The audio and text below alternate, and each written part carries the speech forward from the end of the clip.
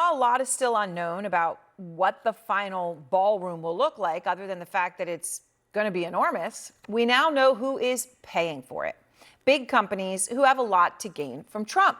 I mean, if people don't think that he's going to be looking at this list, well, got another bridge to sell you. There's also a number of high-profile crypto investors and other close allies of Trump. We'll just break down some of these names down. Amazon is on the list. Obviously, Amazon's forked out a reported $40 million to air a Melania Trump documentary. Apple is also on the list. CEO Tim Cook there, remember, memorably presented Trump with that 24-karat gold and glass statue. And then there are a lot of crypto connections on the donor list. As Dan Alexander of Forbes reported in June, so already back in June, more than half of Trump's net worth was tied to his crypto ventures, 60%. And the largest U.S. crypto exchange, Coinbase, on the list of donors for the ballroom. Its CEO is someone who has been singled out by Trump. I also want to recognize some of the countless industry leaders here today, including Brian Armstrong of Coinbase. You've done a good job, Brian. And there are a lot of other tech companies. Meta is on there. That's the parent company of Facebook. Mark Zuckerberg, the executive there, was seated right next to Trump at his dinner with tech leaders. And he had this to say about the president last July. Seeing Donald Trump get up after getting shot in the face and pump his fist in the air with the American flag is one of the most badass things I've ever seen in my life. Other companies include Micron Technology, Microsoft, and then there's a company called Ripple. If you haven't heard of it, it is a big crypto company, a company, in fact, that has been under investigation by the SEC for years. But suddenly, in March of this year, the SEC dropped its case. The CEO wrote at the time, "This is it. The moment we've been waiting for. The SEC will drop its appeal, a resounding victory for Ripple, for crypto, every way you look at it." Well, of course, that was during the Trump administration. And then there's the individuals. You know, some of these names catch your attention. The Lutnick family, that, of course, is the family of the Commerce Secretary Howard Lutnick. Lutnick has backed Trump's crypto policies wholeheartedly. We're using the blockchain. We're using Bitcoin. We're going to use digital assets to pound forward. And Donald Trump is leading the way. And the list continues. Kelly Loeffler among them and her husband. Loeffler, you may remember, right, was running for Senate in Georgia, ends up running the Small Business Administration for Trump. And before that, no shock, she was the CEO of a cryptocurrency futures exchange. Trump Media was actually in talks to buy that company. Ultimately, they did not. And last, but certainly not least, the Winklevoss twins. They may be best known for accusing Mark Zuckerberg of stealing their idea for his Facebook to some. But since then, they've become billionaires. And in fact, they have become two of the biggest names in all of crypto. Tyler and Cameron Winklevoss. These are two smart, handsome guys. They got the whole package. They've got the look. They've got the genius. Got plenty of cash. And while the list of donors is long, it is unclear if Trump is going to need even more of them. Have you raised the full $300 million needed to fund your ballroom? And how much specifically are you donating to this construction raised, project? I think, $350 million. All donor money and money that we put up. And how much specifically are you donating to it personally? How much am I donating? Yes. I won't be able to tell you until I finish, but I'll donate whatever's needed. Obviously, I'm not answering that question.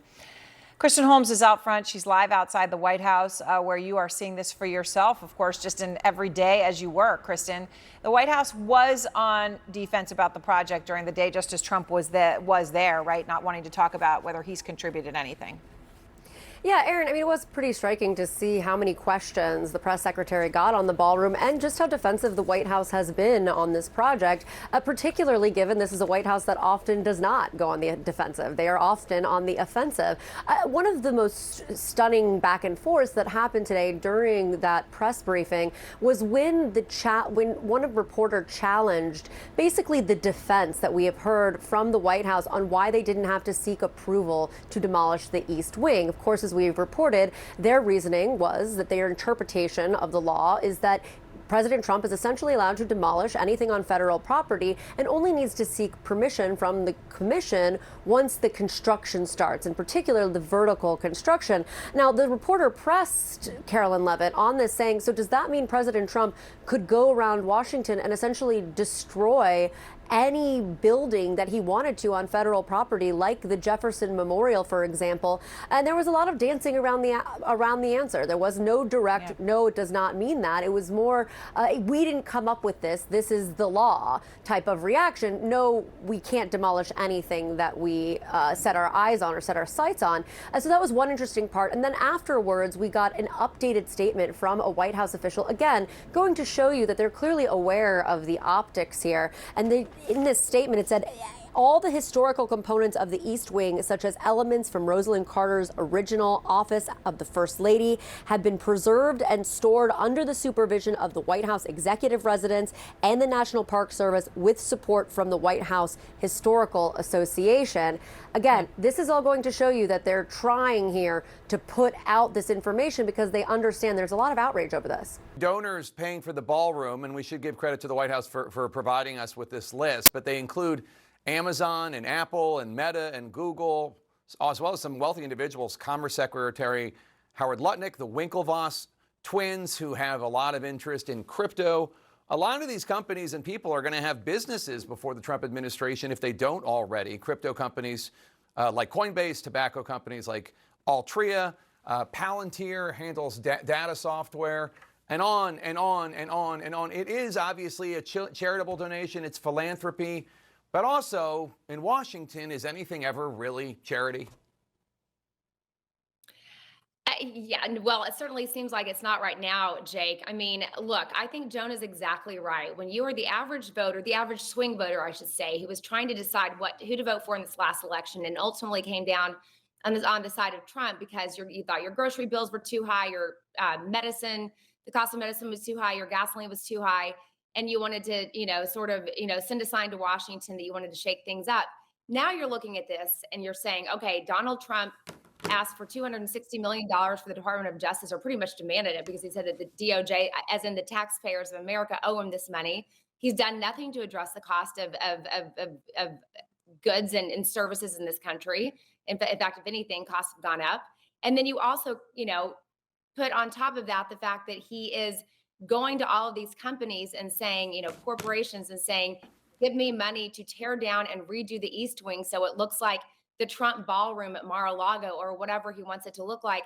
If you're the average person, you're saying, you know what? One of the reasons why I voted for him is I thought he was going to help me and my family with costs. Instead, he is catering to billionaires. Billionaires are catering to him. And if there's one thing, Jake, that we know that works in messaging for either party, for just any American, it is when you are serving an elected office and you are catering to billionaires over middle-class families.